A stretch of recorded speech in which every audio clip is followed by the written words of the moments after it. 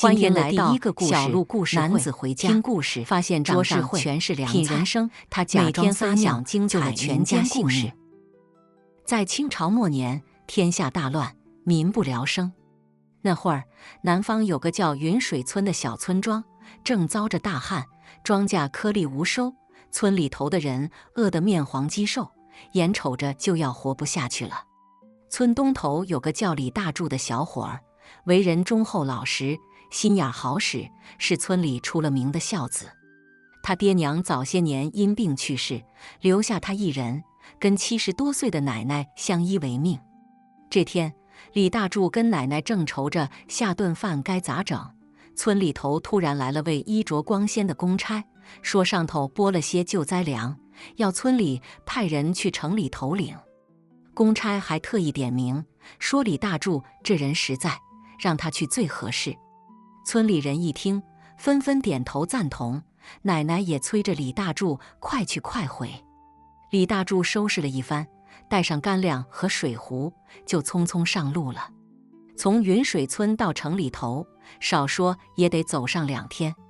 李大柱脚程快，一路紧赶慢赶，终于在第2天黄昏时分赶到了城里。城里头可比村里热闹多了，人来人往，车水马龙，李大柱看得眼花缭乱。他照着公差给的地址，找到了发放救灾粮的衙门，领了粮，就打算找个客栈歇一晚，第2天再回去。李大柱找了家看起来还算干净的客栈，要了个房间，打算先填饱肚子再说。他刚坐下，要了点饭菜，突然感觉有个人一直在盯着自己看。他抬头一看，只见门口站着个衣衫褴褛的乞丐，蓬头垢面，瘦得跟竹竿似的，正一眨不眨地盯着他手里的饭菜。李大柱心里头一软，想着这乞丐怪可怜的，便招呼小二多拿副碗筷来，让乞丐也一起吃。乞丐也不客气，过来就坐下，狼吞虎咽地吃了起来。李大柱一边吃一边跟乞丐闲聊起来。乞丐说他叫老陈头，原来也是个有头有脸的人物，只因家道中落，才流落至此。李大柱听着，心里头更同情这乞丐了，便说：老陈头，你要是没地方去，不如跟我一起回乡下吧，我们村里头正缺人呢。老陈头一听，眼里闪过一丝异样的光芒，但很快就恢复了平静，说：多谢好意，只是我这人闲散惯了，受不了那乡下的约束。说完，他便起身告辞，消失在茫茫人海之中。李大柱也没多想，吃完饭就回了客栈休息。可他刚躺下没多久，就听见窗外传来悉悉索索的声音。他悄悄起身，从窗户缝往外一看，只见老陈头正鬼鬼祟祟地在客栈外头转悠，时不时还往他这屋里头瞅。李大柱心里头一咯噔，想着这乞丐该不会有啥不良企图吧？可转念一想，自己一个穷小子，也没啥值得人家惦记的，便躺下继续睡了。第2天一早，李大柱背起救灾粮，踏上了回乡的路。一路上，他总感觉有人跟着自己，可每次回头却啥也没看见。他心里头犯嘀咕，但又不敢声张，只好加快脚步赶路。这天傍晚，李大柱走到了一片荒凉的山林里，天色渐渐暗了下来。他突然听见身后传来一阵急促的脚步声，紧接着一个人影从暗处窜了出来，拦住了他的去路。李大柱定睛一看，竟是老陈头。老陈头一脸严肃地看着李大柱，说：大柱，我有话跟你说，你跟我来。说完，也不等李大柱答应，转身就往山林深处走去。李大柱虽然心里头疑惑，但想着这乞丐应该不会害自己，便跟了上去。2人走了好一会儿，来到了一处隐蔽的山洞前。老陈头停下脚步，转身对李大柱说：大柱，其实我是你亲爹。李大柱一听，脑袋嗡的一下炸开了。他瞪大眼睛看着老陈头，半天说不出话来。老陈头见李大柱这副模样，叹了口气，说起了往事。原来老陈头年轻时是个浪荡子，整日游手好闲，不务正业。后来他遇到了李大柱的娘，两人一见钟情，私定终身。可李大柱的娘家里头不同意这门亲事，硬是把两人给拆散了。李大柱的娘怀了孕，不敢回家，只好挺着大肚子来找老陈头。老陈头那会儿也没个正形，根本养不起孩子，只好把李大柱的娘安顿在了一个偏远的小村庄里，自己则出去闯荡江湖。没想到这一走就是10几年。老陈头在外头吃了不少苦，也想过回来找李大柱的娘和儿子，可每次都因为各种原因耽搁了。直到前几天，他在城里头听说了云水村发灾的事儿，心里头一紧，想着李大柱会不会就是自己的儿子。于是他一路打听，找到了李大柱。李大柱听完老陈头的话，心里头五味杂陈。他看着眼前这个衣衫褴褛、骨瘦如柴的老头，怎么也想象不出他就是自己的亲爹。他张了张嘴，想说啥，却又不知道说啥好。老陈头见李大柱这副模样，心里头也明白了几分。他低下头说：“大柱，我知道你心里头怨我当年抛下你们母子俩，可我也是有苦衷的，我别说了。”李大柱突然打断老陈头的话，说：“你是不是想让我带你回乡下享清福去？我告诉你，没门儿！我们村里头不欢迎你这样的人。”说完，他头也不回地转身就走。老陈头看着李大柱的背影，眼里闪过一丝失望和痛苦。他喃喃自语道：“罢了罢了，这都是我做的孽呀。”说完，他也转身离开了山洞，消失在了茫茫夜色之中。李大柱一口气走了好几里地，才敢停下来歇歇脚。他心里头乱糟糟的，不知道该咋办才好。他想起了奶奶，想起了村里头的乡亲们，想起了自己这一路上的经历，突然觉得自己好孤单，好无助。就在这时，他突然听见一阵急促的马蹄声由远及近。他抬头一看，只见一匹快马正朝他飞奔而来，马背上坐着个身着华丽衣裳的年轻公子，一脸焦急。李大柱心里头一紧，想着这公子哥该不会有啥急事儿吧？可没想到，那公子哥一到跟前，就翻身下马，一把抓住了他的胳膊，说：“大柱，你可让我好找啊！”李大柱一愣，说：“公子，你认错人了吧？我不认识你。”那公子哥一听，急了，说：“我是你哥呀，你不记得我了？”李大柱一听，更懵了。他仔细打量着眼前的公子哥，越看越觉得陌生。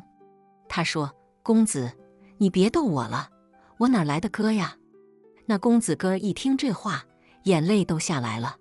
他说：“大柱，我真是你哥，咱爹他快不行了，他想见你最后一面。”李大柱一听这话，脑袋嗡的一下又炸开了。他瞪大眼睛看着眼前的公子哥，半天说不出话来。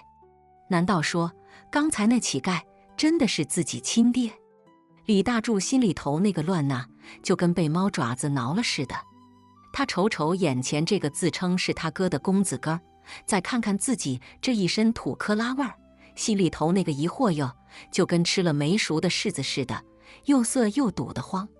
公子，你别闹了，我真不认识你。李大柱磕磕巴巴地说，心里头却跟打鼓似的，咚咚直响。那公子哥一听这话，眼泪掉得更凶了。他一把鼻涕一把泪地说：“大柱啊，我真是你哥，咱爹他快不行了，临终前就想见你一面。你要是不信，你跟我回趟家，你看看咱爹，你就知道了。”李大柱瞅瞅天，瞅瞅地，心里头那个纠结哟，就跟被麻绳捆住似的，动弹不得。他想，万一这公子哥儿说的是真的呢？万一那乞丐真的是自己亲爹，自己这一走，岂不是连最后一面都见不上了？可万一这公子哥儿是骗子呢？自己这一去，岂不是羊入虎口，有去无回？就在这时，李大柱突然想起了奶奶。他心想，奶奶从小就教自己，做人得讲良心，得对得起天地良心。要是自己不去看看，将来咋跟奶奶交代呢？想到这里，他一咬牙说：“好，我跟你去。”那公子哥一听这话，立马喜出望外，连声说：“好好好，咱这就走。”说完，他一把拉起李大柱，翻身上马，两人就朝着城里头飞奔而去。一路上，那公子哥儿跟李大柱讲了不少家里的事儿。他说他们家里头原来是大户人家，后来因为一场大火，家道中落。他跟咱爹逃了出来，可咱爹因为受伤，一直没能找到大柱。这些年，他们一直在打听大柱的消息，可始终没找到。直到前几天，他们在城里头听说了云水村发灾的事儿，心里头一紧，想着大柱会不会就在那儿。于是他们就连忙赶了过来，没想到还真找到了。李大柱听着公子哥儿的话，心里头那个滋味哟，就跟打翻了5味瓶似的，啥味儿都有。他瞅瞅公子哥，再看看自己，心里头那个感慨哟，就跟吃了酸白菜似的，又酸又涩。不一会儿，两人就到了城里头。那公子哥带着李大柱7拐8拐，来到了一座大宅子前。李大柱抬头一看，只见宅子大门紧闭，门口站着2个身材魁梧的家丁。他心里头那个忐忑哟，就跟被猫抓了似的，直痒痒。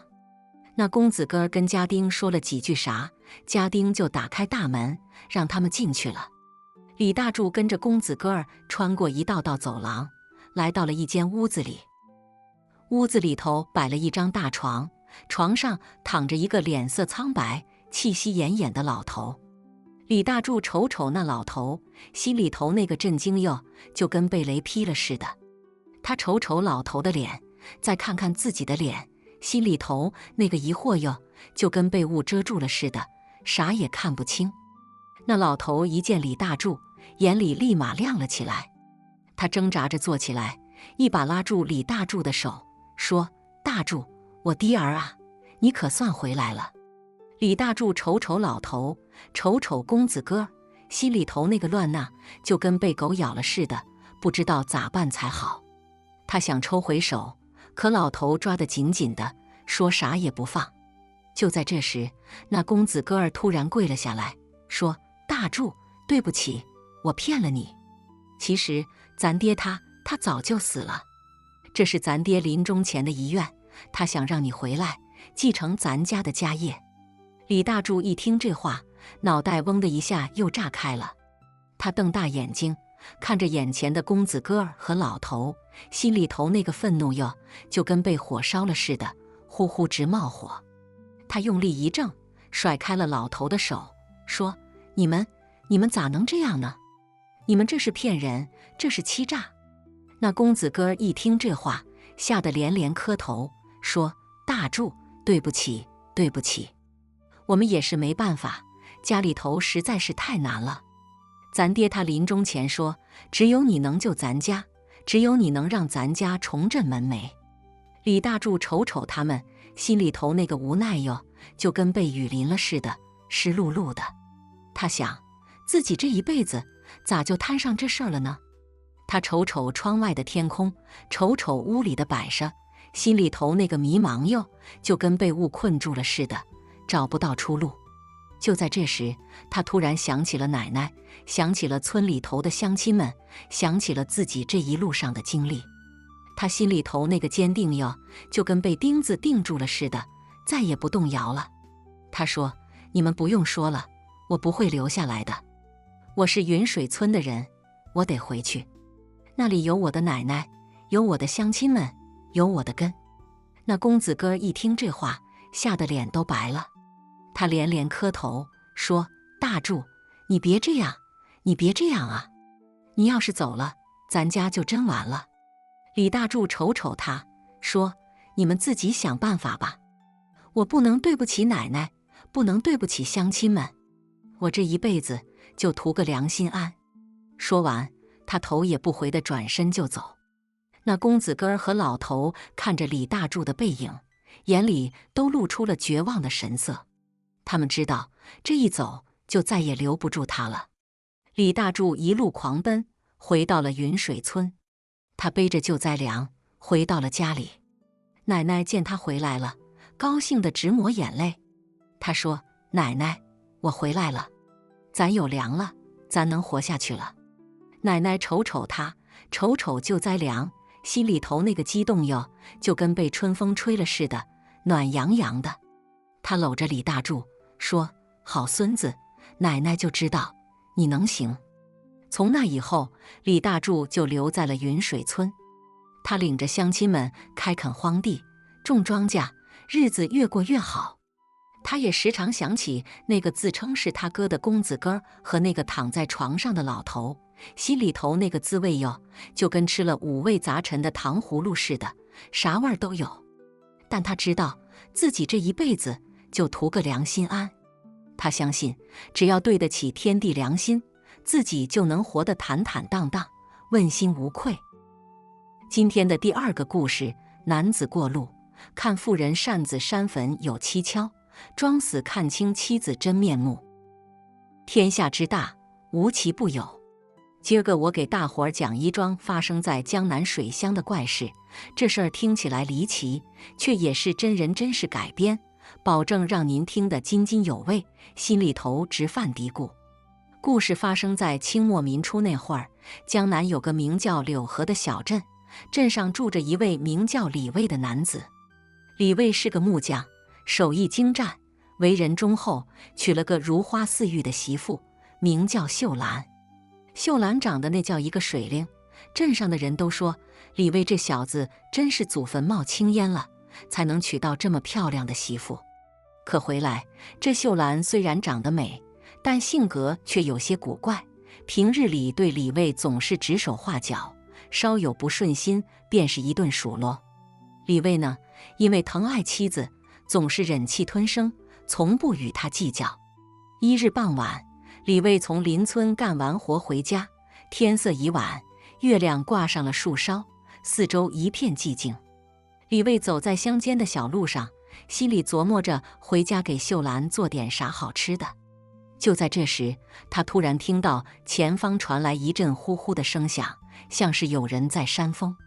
李卫好奇地循声望去，只见前方不远处的一座新坟前，竟然坐着一个妇人，正拿着一把大扇子，对着坟头猛扇。这大半夜的，谁会在坟前扇风呢？李卫心里疑惑，不由得放慢了脚步，悄悄靠近。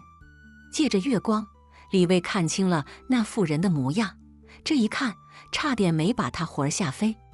那妇人不是别人，正是他的媳妇秀兰。只见她披头散发，脸色苍白，双眼直勾勾地盯着坟头，手中的扇子不停地扇动，嘴里还念念有词，像是在念什么咒语。李卫心里咯噔一下，这大白天的，秀兰不是在家里吗？怎么会跑到这坟前来扇坟呢？而且这坟头埋的是谁？李卫心里充满了疑问，但不敢贸然出声，生怕惊动了秀兰。他悄悄地绕到秀兰身后，想看个究竟。只见秀兰越扇越起劲，那坟头竟隐隐有股寒气冒出，仿佛有什么东西要被扇出来一般。李卫心里越发害怕，但好奇心驱使着他，让他忍不住想一探究竟。就在这时，秀兰突然停止了扇动，转身朝李卫的方向看来。李卫心里一惊，连忙躲在一棵大树后，大气都不敢出。只见秀兰四处张望了一番，似乎没有发现李卫，然后又转过身去，继续扇坟。李卫见状，心中更加疑惑，决定再靠近一些，看看这坟里到底藏着什么猫腻。他悄悄地挪动脚步，一点一点地靠近秀兰。就在这时，秀兰突然站起身来，手中的扇子猛地朝坟头一扔，嘴里大喊一声：“你给我出来！”李卫吓得差点叫出声来，连忙捂住嘴巴。只见坟头微微颤动了一下，接着一个身穿白衣、脸色惨白的男子从坟里缓缓爬了出来。那男子浑身湿漉漉的，像是刚从水里捞出来一般，眼睛直勾勾地盯着秀兰，嘴角勾起一抹诡异的笑容。秀兰见状，脸上也露出了笑容，她伸手拉住那男子的手，两人竟然旁若无人地聊了起来。李卫躲在树后，听得清清楚楚，原来这男子是秀兰的前男友，两人曾经海誓山盟，但因为种种原因没能在一起。后来秀兰嫁给了李卫，但心里一直忘不了这个前男友。前段日子，前男友因病去世，秀兰悲痛欲绝，但又不敢让李卫知道，于是她便在夜里偷偷来到前男友的坟前，用扇子扇坟，想要把前男友的魂魄扇出来，与他相会。李卫听到这里，心里像是被刀割了一般，他万万没想到自己的妻子竟然会做出这种荒唐事来。他气得浑身发抖，恨不得立刻冲出去将秀兰和那个男子痛打一顿。但转念一想，自己这样贸然冲出去，恐怕会闹得满城风雨，对自己名声也不好。于是李卫强压下心头的怒火，决定先暗中观察，看看秀兰到底想干什么。只见秀兰和那男子聊了一会儿，便手拉手朝着镇上的方向走去。李卫见状，连忙悄悄地跟了上去。两人来到镇上的一家客栈，开了一间房，便进去了。李卫在客栈外守了一夜，直到天亮才见秀兰独自一人从客栈里走出来，脸色憔悴，但精神却似乎比昨天好了许多。李卫见秀兰走了，便悄悄地走进客栈，找到那间客房。只见客房里空无一人，但床上却留着一件男子的衣服，还有那男子的一只鞋子。李卫拿起衣服和鞋子，仔细端详了一番，确定这就是秀兰前男友的东西。李卫心里五味杂陈，他不知道自己该怎么办。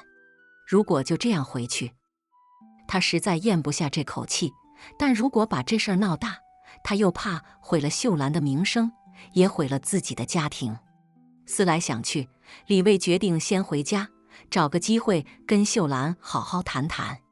他相信，只要自己晓之以理，动之以情，秀兰一定会回心转意的。于是他收起衣服和鞋子，悄悄地离开了客栈，回到了家里。秀兰见李卫回来了，像往常一样给他端茶倒水，嘘寒问暖。但李卫看着秀兰那张美丽的脸庞，心里却像是打翻了五味瓶，怎么也高兴不起来。秀兰见李卫神情不对，便问道：“你这是怎么了？怎么一脸心事重重的？”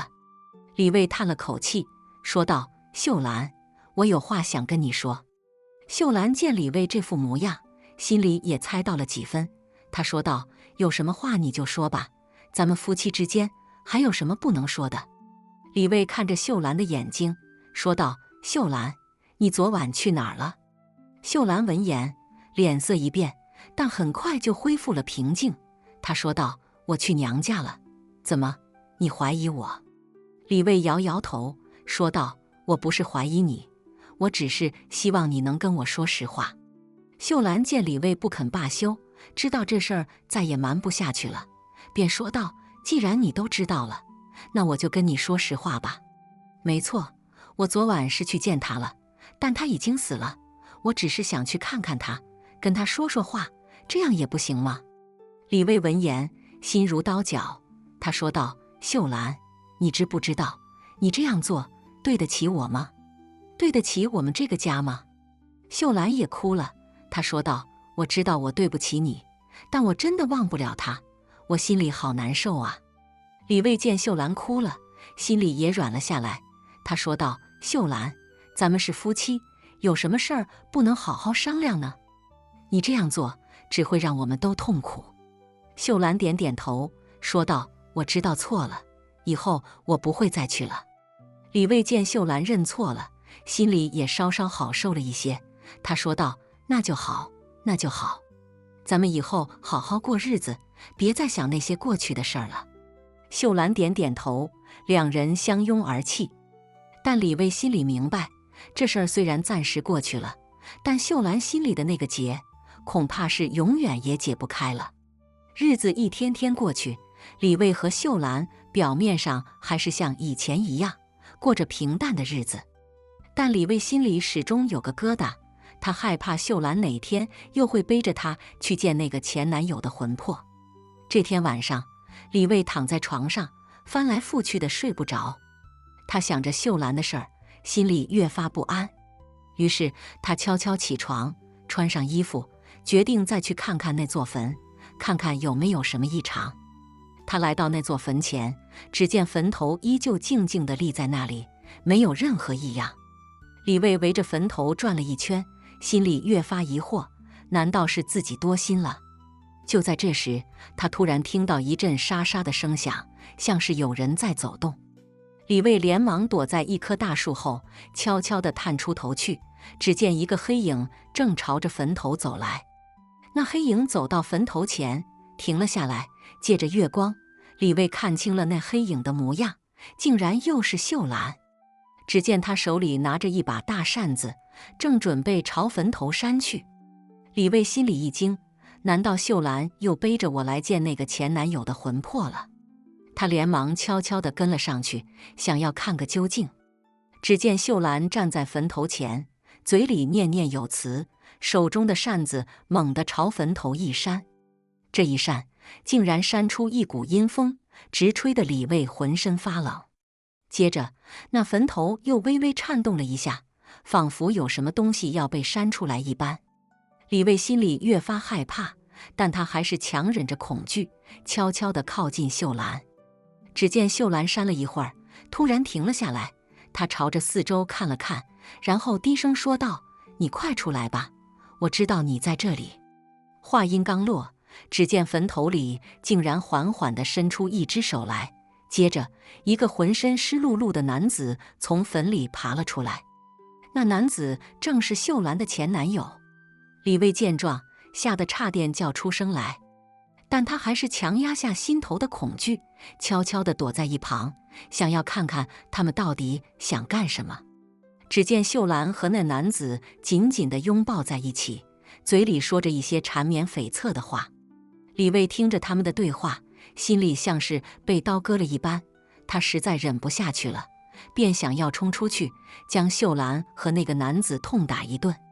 但就在这时，他突然想到一个主意，不如自己先装死，看看秀兰和那个男子到底会对自己做什么。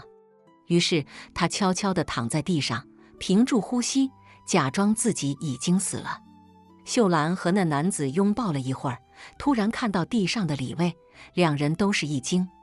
秀兰连忙蹲下身子，摸了摸李卫的鼻息，发现他已经没了气息，顿时吓得脸色惨白。他怎么会死在这儿？秀兰颤抖着声音问道。那男子也是一脸惊慌，他环顾四周，说道：“不会是咱们的事儿被他发现了吧？要是这样的话，那咱们可就麻烦了。”秀兰闻言，更是吓得六神无主。她说道：“那咱们该怎么办？总不能让他就这么死在这儿吧？”那男子想了想，说道：“咱们先把他的尸体藏起来，然后再想办法。”秀兰点点头，两人合力将李卫的尸体抬到了一旁的草丛里，用树叶和杂草盖住。然后他们又回到了坟前，继续说着悄悄话。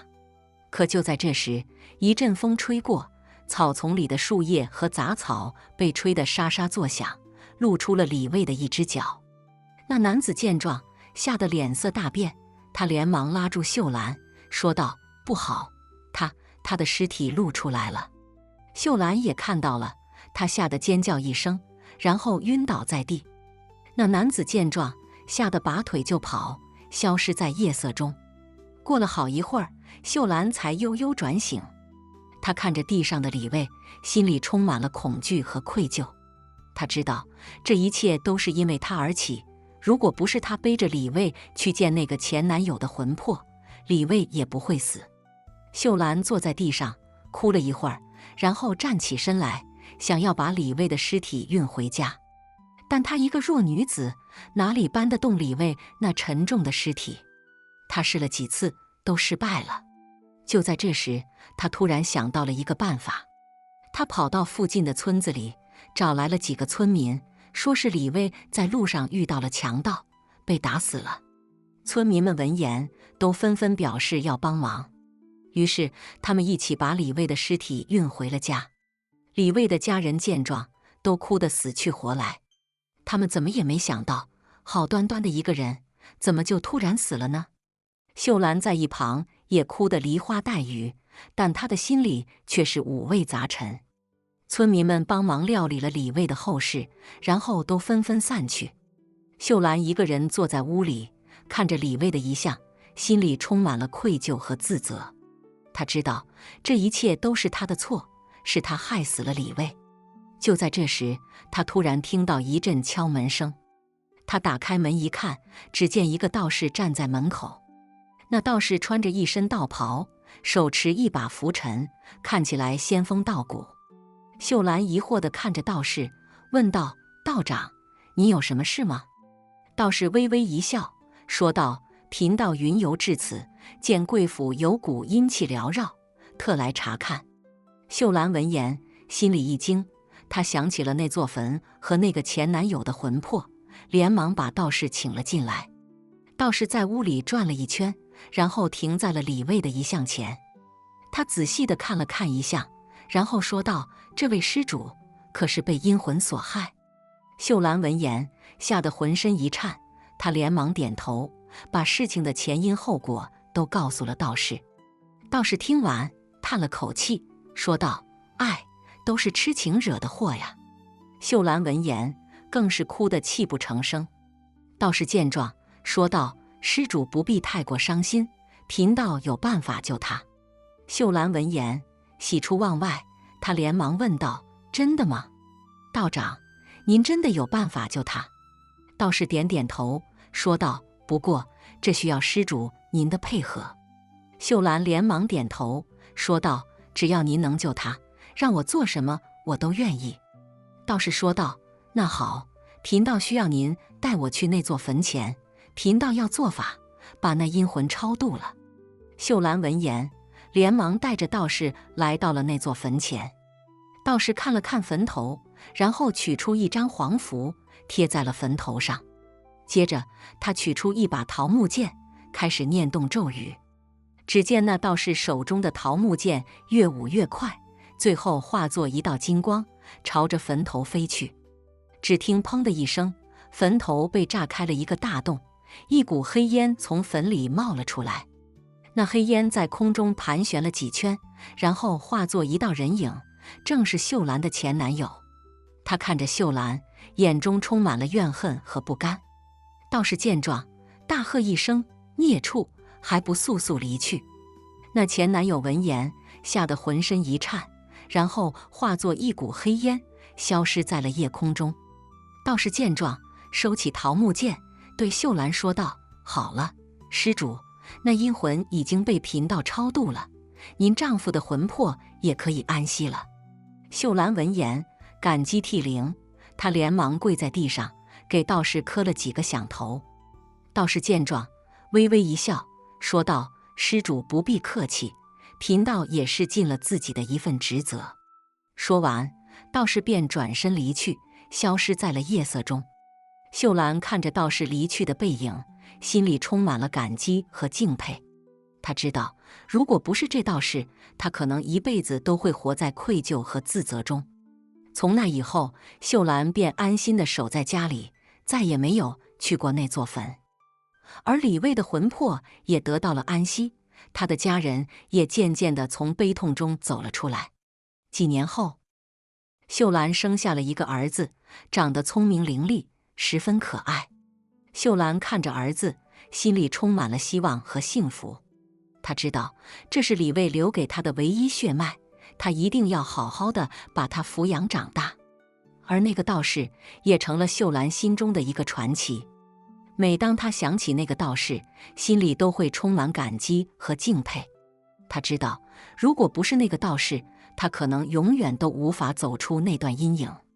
时光荏苒，岁月如梭，转眼间几十年过去了，秀兰也从一个年轻的媳妇变成了一个白发苍苍的老太太，而她的儿子也已经长大成人，娶妻生子，过上了幸福的生活。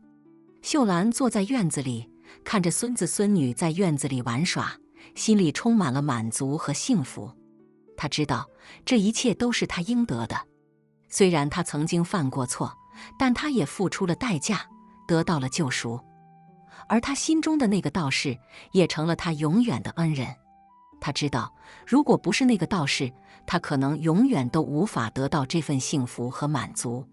所以她常常告诫自己的子孙后代，要心存善念，多做善事，这样才能得到上天的眷顾和保佑。今天的最后一个故事，男子迎亲，见新娘手背粗糙有蹊跷，他假装梦浪逃过一劫。在清朝末年，关外之地有个叫刘三的小伙儿，为人机敏，心眼活，村里人都夸他是个聪明孩子。刘三家中排行老三，上头有2个哥哥，可惜早年都因病去世，只留下他和老母亲相依为命。刘三的老母亲王氏身子骨还算硬朗，但眼睛有些花，耳朵也有些背。为了生计，刘三在村里干些零活，时不时也去外头做些短工。母子俩日子虽过得清贫，但也算安稳。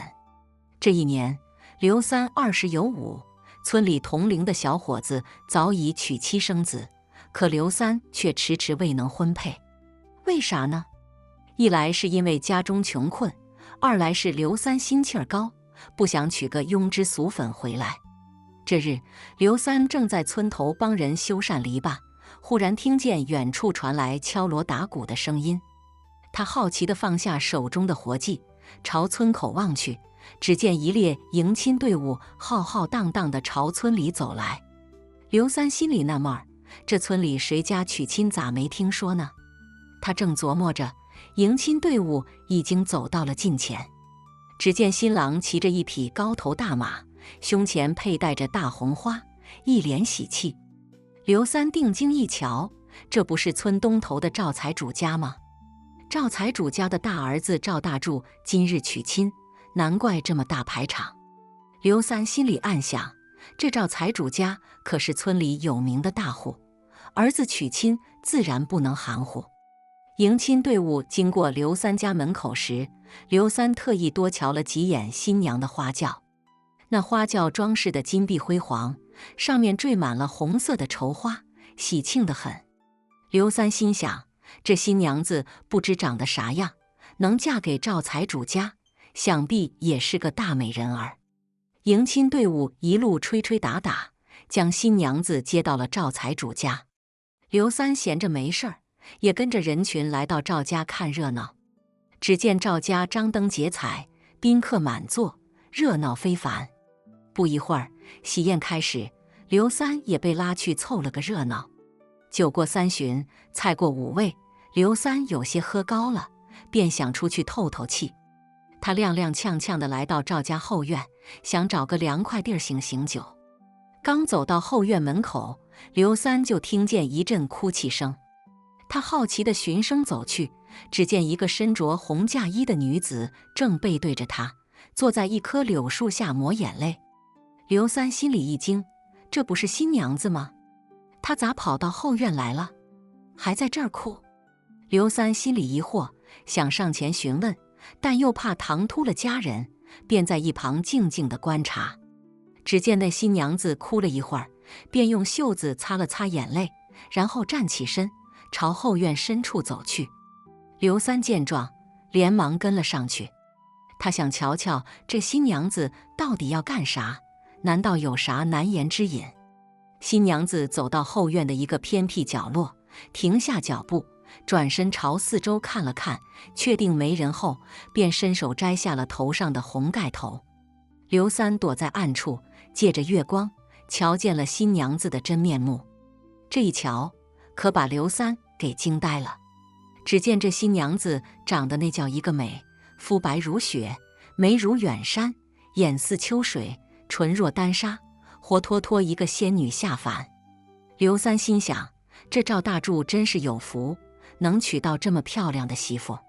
新娘子摘下红盖头后，便坐在一块大石头上，低头不语，似乎在想心事。刘三心里痒痒的，想上前搭话，但又怕惊扰了她。就在这时，新娘子忽然抬起手，摸了摸自己的手背。刘三借着月光瞧见了新娘子的手背，这一瞧，他心里咯噔一下。只见新娘子的手背粗糙得很，上面布满了老茧和裂口，跟她的脸蛋形成了鲜明的对比。刘三心里疑惑，这新娘子长得这么漂亮，手背咋这么粗糙呢？难道是个苦出身？他正想上前询问，却见新娘子忽然站起身，朝另一个方向走去。刘三怕跟丢了，连忙跟了上去。只见新娘子走到一个偏僻的小屋前，推开门走了进去。刘三蹑手蹑脚地来到小屋门口，想听听里面有啥动静。只听屋里传来一个男人的声音：“小婉，你来了。”这声音刘三听着耳熟，仔细一想，这不是赵财主吗？他咋在这儿？还跟新娘子单独待在一起？刘三心里一惊，连忙竖起耳朵，想听个明白。只听新娘子说道：“爹，我不想嫁给赵大柱。”胡闹！赵财主怒喝道：“你以为你能决定啥？赵大柱有啥不好？他家财万贯，你嫁过去就是享福的。再说了，咱家现在的情况你也知道，不嫁给他，咱家就得破产。”新娘子哭泣道：“可是爹，我心里有人了，我不能嫁给我不爱的人。”“有爱人咋了？”赵财主冷笑道：“在这个世道，爱情能当饭吃吗？还是银子最实在。你放心，等你嫁过去，赵大柱要是敢欺负你，爹给你撑腰。”新娘子还想争辩，却被赵财主打断了：“行了，别废话了，赶紧回去，别让宾客等久了。你嫁过去后，好好相夫教子，别给咱家丢脸。”说完，赵财主便推开门，将新娘子推了出去。刘三见势不妙，连忙躲回暗处。只见新娘子哭哭啼啼地回到前院，重新戴上了红盖头，被喜娘搀扶着上了花轿。刘三心里五味杂陈，这新娘子原来是被赵财主逼婚的，真是可怜啊。他想上前安慰几句，但又怕惹祸上身，只好作罢。喜宴结束后，宾客们陆续离去，刘三也准备回家，刚走到村口，就听见一阵急促的脚步声。他回头一瞧，只见一个黑影朝他跑来。刘三心里一惊，这大半夜的，谁这么着急忙慌的？他定睛一瞧，这不是赵大柱吗？只见他披头散发，衣衫不整，一脸惊慌，像是遇到了啥可怕的事儿。刘三心里好奇，便迎了上去，问道：“大柱哥，你这是咋了？咋这副模样？”赵大柱一见刘三，像是抓住了救命稻草，一把拉住他的手，说道：“三儿啊，快救救我！”刘三心里一惊，忙问咋回事。赵大柱气喘吁吁地说道：“我刚跟新娘子圆房，结果他突然变成了个厉鬼，要掐死我。”刘三一听，吓得差点没尿裤子。新娘子咋变成厉鬼了？他忙问赵大柱咋回事。赵大柱颤声说道：“我也不知道啊，我刚跟他圆房，他突然坐起身，瞪着一双血红的眼珠子朝我扑来，要掐死我。我吓得魂飞魄散，连滚带爬地逃了出来。”刘三心里琢磨，这事儿透着邪性啊，新娘子好端端的，咋会变成厉鬼呢？难道她有啥冤屈？刘三想了一会儿，对赵大柱说道：“大柱哥，你别怕，这事儿我得管管。你带我去你家，我看看新娘子到底咋回事。”赵大柱一听，连忙点头。两人一路小跑来到赵家，只见赵家大门紧闭，里面静悄悄的，没啥动静。刘三和赵大柱悄悄来到新房门口，只听里面传来新娘子的哭泣声。刘三心里一紧，这新娘子果然有问题。他示意赵大柱别出声，然后悄悄推开门溜了进去。只见新娘子坐在床边，低着头，不停地抹眼泪。刘三轻手轻脚地走到她跟前，想看看她到底长啥样。这一瞧，可把他给惊呆了。只见这新娘子长得跟白天见到的完全不同，此刻的她脸色苍白，嘴唇发黑，眼睛深陷，一副皮包骨头的样子，哪里还有白天那仙女的模样？刘三心里明白，这新娘子肯定被啥邪物给缠上了。他刚想开口询问，却见新娘子忽然抬起头，瞪着一双血红的眼珠子朝他扑来。刘三吓了一跳，连忙往后躲闪。新娘子扑了个空，摔倒在地，又哭又闹，像是疯了一般。刘三见状，知道这事儿不好解决，得赶紧想办法。他眼珠一转，计上心来。他朝新娘子喊道：“新娘子，你别怕，我是来帮助你的。你告诉我，你到底是咋回事？为啥会被邪物缠上？”新娘子一听，哭声停了下来，用一双血红的眼珠子盯着刘三，说道：“你真的能帮我？”刘三点了点头，说道：“当然能。我刘三在村里也是有名的能人，有啥事儿你跟我说，我一定帮你解决。”新娘子闻言，像是抓住了救命稻草，一把拉住刘三的手，说道：“我叫小婉，是邻村的一个普通女子。我爹为了钱，把我嫁给了赵大柱。我心里有喜欢的人，可爹不听，硬逼着我嫁过来。我不甘心啊，就在出嫁前去找了一个神婆，想让她帮我解除这门婚事。可那神婆是个骗子，她不但没帮我，反而给我下了个邪咒，让我变成了这不人不鬼的模样。我本想一死了之，可又舍不得我那心上人，更不甘心被爹这般摆布。今夜我本想在圆房之时跟赵大柱同归于尽，可没想到你竟然闯了进来。”刘三听完，心里一阵唏嘘。这小婉也是个苦命人，被亲爹逼婚，又被神婆下咒，真是造孽呀。他拍了拍小婉的肩膀，说道：“小婉，你放心，我一定帮你解除这邪咒，让你恢复人身。”小婉闻言，眼中闪过一丝希望，她抓住刘三的手，说道：“真的吗？你真的能帮我解除这邪咒？”刘三点了点头，说道：“当然能，不过这事儿得从长计议。你先告诉我，那神婆住在哪儿？我得去找她问问清楚。”小婉颤抖着手指，指向了村外的一座荒山，说道：“那神婆就住在荒山上的一个破庙里。她可厉害了，你可要小心啊。”刘三闻言，心里有了计较。他安慰了小婉几句，让她先安心待着，自己则悄悄溜出新房，去找赵大柱。赵大柱见刘三回来，忙问咋样了。刘三把事儿跟赵大柱一说，赵大柱吓得直哆嗦，忙问咋办。刘三让他别担心，说自己会去找那神婆问个明白。刘三跟赵大柱要了匹马，连夜朝荒山赶去。一路上，他心里盘算着咋跟那神婆打交道。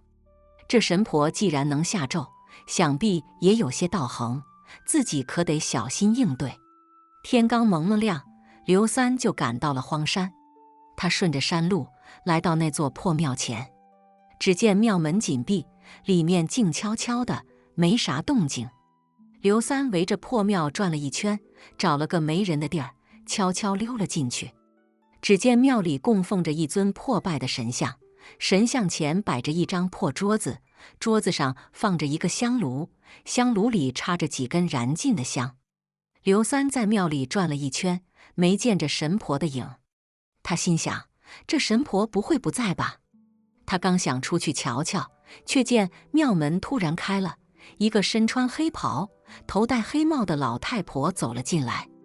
这老太婆长得干巴瘦小，脸上皱纹堆成了山，一双眼睛却贼亮，像是能洞察人心。刘三一看就知道这老太婆不简单。老太婆一进门就看见了刘三，她愣了一下，随即冷笑道：“小子，你胆儿不小啊，敢闯进我的庙来！”刘三嘿嘿一笑，说道：“神婆，我找你有事儿。”老太婆走到桌子前坐下，说道：“说吧，找我啥事儿？”刘三走到老太婆跟前，说道：“神婆，你给小婉下的邪咒，得给我解了。”老太婆闻言，脸色一变，说道：“啥小婉？我啥时候给她下邪咒了？”刘三见老太婆不认账，心里来气，说道：“神婆，你别装蒜，小婉的事儿我都知道了。你要是不给她解咒，我就把你庙给拆了。”老太婆一听，哈哈大笑，说道：“小子，你口气不小啊！就你这小身板，还想拆我庙？我看你是活腻了。”刘三见老太婆不吃软的，心里盘算着来硬的。他悄悄从怀里掏出一把匕首，藏在身后，说道：“神婆，你别逼我，我这人脾气不好，一惹急了，啥事儿都干得出来。”老太婆见刘三掏出匕首，脸色一沉，说道：“小子，你敢？”刘三嘿嘿一笑，说道：“有啥不敢的？你要不给小婉解咒，我就……”话还没说完，老太婆突然站起身，朝刘三扑来。刘三吓了一跳，连忙往后躲闪。老太婆扑了个空，摔倒在地，却顺势从怀里掏出一把符咒，朝刘三扔去。刘三见符咒飞来，忙用手中的匕首去挡，只听扑哧一声，符咒被匕首划破，化作一缕青烟，消散在空中。老太婆见状，脸色大变，她没想到刘三竟然能破她的符咒。她爬起来，瞪着一双血红的眼珠子朝刘三扑来。刘三见老太婆又扑过来，心里一横，决定跟她拼了。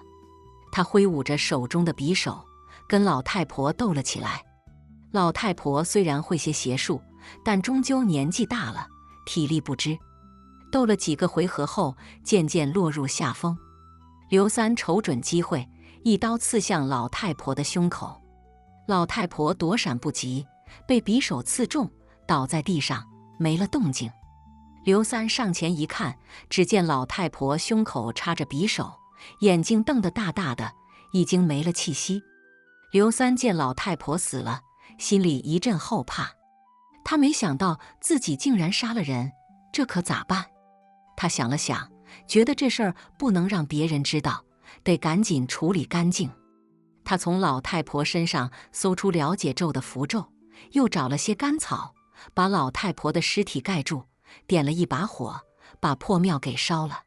烧完破庙，刘三匆匆赶回赵家。他把解咒的符咒交给小婉，让她赶紧贴上。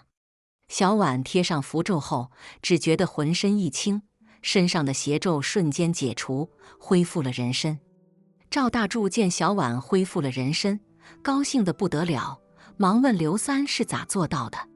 刘三把事儿跟赵大柱一说，赵大柱吓得直吐舌头，说刘三真是个能人。小婉见刘三为了自己不惜杀了神婆，心里十分感动。他告诉刘三，自己其实早就喜欢上了他，只是碍于身份，一直没说出口。刘三一听，心里也很高兴。他觉得小婉是个善良的女子，值得自己托付终身。于是他跟小婉商量了一番，决定带着她离开赵家，去过自己的小日子。赵大柱见刘三和小婉要走，忙拦住他们，说道：“三儿啊，你们不能走，你们走了，我咋办？小婉可是我明媒正娶的媳妇。”刘三闻言，心里一沉，他没想到赵大柱竟然会拦着自己。他想了想，说道：“大柱哥，你放心，我不会让你为难的。这样，我给你一笔钱，你另娶一房媳妇，咋样？”赵大柱一听，眼睛一亮，忙问给多少钱。刘三从怀里掏出一沓银票，递给赵大柱，说道：“这些钱够你娶几房媳妇的了，你拿着，赶紧把小碗的卖身契给我。”赵大柱见钱眼开，忙从柜子里拿出小碗的卖身契，交给刘三。刘三接过卖身契，撕了个粉碎，然后拉着小碗的手离开了赵家。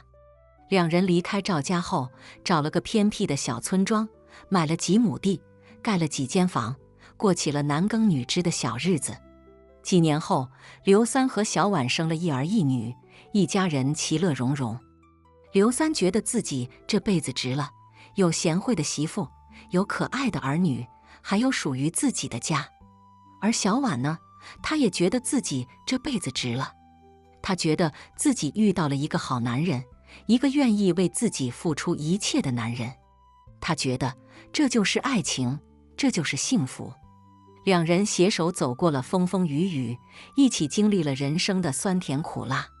他们用自己的双手创造了一个属于自己的美好未来。后来，村里人都说刘三和小婉是天生的一对，地造的一双。他们的爱情故事也成了村里人茶余饭后的美谈。而那个神婆呢，她的事儿也渐渐被人们遗忘。只有那座被烧毁的破庙，还静静地躺在荒山上，诉说着那段不为人知的往事。故事讲完了，大伙儿也别光听热闹。这世上的事儿啊，有时候就是那么奇怪。你以为你遇到了个好人，其实他是个坏蛋；你以为你遇到了个坏蛋，其实他是个好人。所以啊，咱们得擦亮眼睛，好好瞅瞅，别被表象给迷惑了。还有啊，这爱情啊，它是个啥玩意儿？谁也说不清，谁也道不明。它就像那风，吹来吹去，没个准儿。但你要是遇到了，就得好好珍惜，好好把握，别让它从指缝里溜走了。好了，今天的故事就听到这了。如果您想发表自己的看法，可以在视频下方随意留言。如果您喜欢我的视频，记得订阅加分享。小鹿祝您好运连连，我们下个视频再见。